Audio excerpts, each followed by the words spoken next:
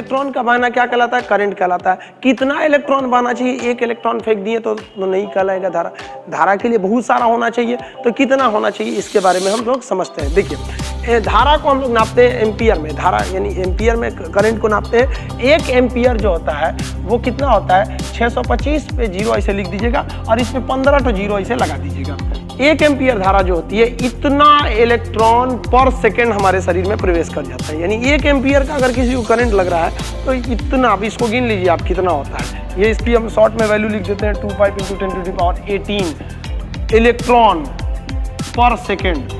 कितना खतरनाक होता है 1 एम्पियर की धारा। इसलिए जब कभी हम लोग को 1 एम्पियर का करंट लगता है, पूरा ऐसे हाथ कांप जाता है, क्योंकि 1 सेकंड में इतने इलेक्ट्रॉन हमारे शरीर के अंदर प्रवेश कर गए सब। 1 एम्पियर में तो इतना तगड़ा पावर हो गया। उसी हिसाब से 5 एम्पियर, 6 एम्पियर, 7 एम्पियर, यानी एम्पियर जितना बढ़ाएंगे ना तो उसमें इलेक्ट्रॉनों का नंबर बढ़ेगा और वो करंट बहुत पावरफुल होगी। लेकिन बात यहाँ ये आती है कि इलेक्ट्रॉन आगे क्यों बढ़ता है?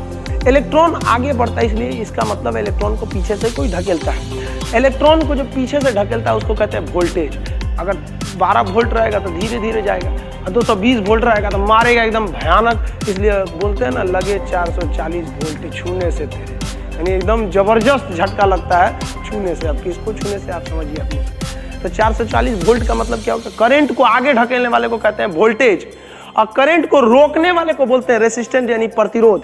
तो जो करंट को धकियाएगा वो हो गया वोल्टेज, और जो रोकेगा वो हो गया प्रतिरोध। और इस बीच में पिसाएगा बेचारा इलेक्ट्रॉन। इलेक्ट्रॉन कहेगा किधर ढकेल रहा है भाई? वोल्टेज आगे ढकेलेगा और ये धारा प्रतिरोध पीछे ढकेलेगी। जब भी 2 लोगों में झगड़ा होगा, फायदा तीसरे को ही होता है। 2 चक्की पिसती है, बीच में बेचारा गेहूं बर्बाद हो जाता है। तो जब भी 2 लोगों में फायदा होगा तो तीसरा उसमें मजा ले लेता है। तो समझते हैं, यहाँ तो झगड़ा हो गया 2 लोगों में, एक इधर से आ रहा है वोल्टेज, एक इधर से रोक रहा है उसको प्रतिरोध, अब बीच में पिस गया इलेक्ट्रॉन। अब समझते हैं इसमें क्या होगा। अब देखते होंगे गांव में 2-3 आदमी झगड़ा करते होंगे तो कई अलग अलग स्टाइल से झगड़ा करते होंगे। कोई फाइट से मारता होगा, कोई ईंटा चलाने लगता होगा, कोई बाल नोचने लगता होगा, कोई गाली देने लगता होगा। यानी सबके झगड़ा करने का तरीका अलग अलग है। उसी तरह से वोल्टेज जब इलेक्ट्रॉन को ढकेलता है तो उधर से प्रतिरोध रोकता है, जिस वजह से झगड़ा हो जाता है। अब सबका झगड़ा करने का स्टाइल अलग अलग है। अब जैसे टंगस्टन को ही ले लेते हैं। जो टंगस्टन होता है, टंगस्टन, ये कैसे झगड़ा करता है? जब इसके ऊपर से करंट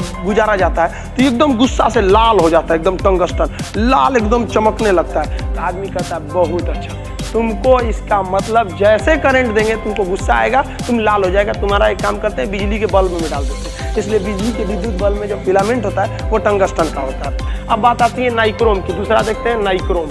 नाइक्रोम क्या होता है? नाइक्रोम का तार, ये एक अलग टाइप का इसका गुस्सा है। अगर नाइक्रोम के तार पर करंट को भेजिएगा तो नाइक्रोम का तार गुस्सा से एकदम लाल हो जाएगा, हीट देने लगता है, एकदम आग बबूला हो जाएगा। इसलिए जब कभी भी गर्मी की जरूरत होती है तो हम लोग नाइक्रोम का यूज कर देते हैं। जैसे हीटर में, प्रेस में, तो बाबू झगड़ा कर, वोल्टेज से झगड़ा कर कि फायदा दूसरे को होगा। थोड़ा वोल्टेज कम रहेगा तो बल्ब वही से जलता है, झगड़े नहीं हो रहा है तो मजा किसको आएगा?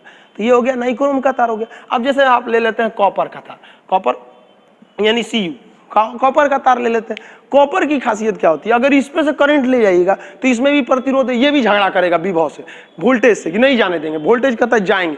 अब दोनों में झगड़ा हुआ, टंगस्टन का झगड़ा हुआ तो टंगस्टन चमकने लगा, नाइक्रोम का झगड़ा हुआ गर्म हो गया, लाल हो गया। इसका झगड़ा होगा तो लगेगा नाचने, ऐसे गोल गोल नाचने एकदम गुस्सा से। इसलिए आदमी इसको पंखा में लगा देता, ले आओ कॉइल, नाचो हमको फायदा होगा। यानी झगड़ा हुआ, इधर से आया वोल्टेज, इधर से आया प्रतिरोध, इसमें हम लोग का काम हो गया। अगर प्रतिरोध नहीं होगा तो काम नहीं होगा, इसलिए प्रतिरोध का होना भी जरूरी है। इसके बारे में हम लोग डिटेल से समझेंगे, प्रतिरोध चैप्टर जब पढ़ेंगे तब। अब हम समझते हैं धारा के बारे में। धारा भी 2 तरह की होती है, AC DC। अब हम AC DC के बारे में अलग से एक वीडियो लाएंगे जो AC और DC के बारे में बताएगा। अभी हम लोग समझते हैं न्यूट्रल क्या होता है, फेज क्या होता है, अर्थिंग क्या होता है।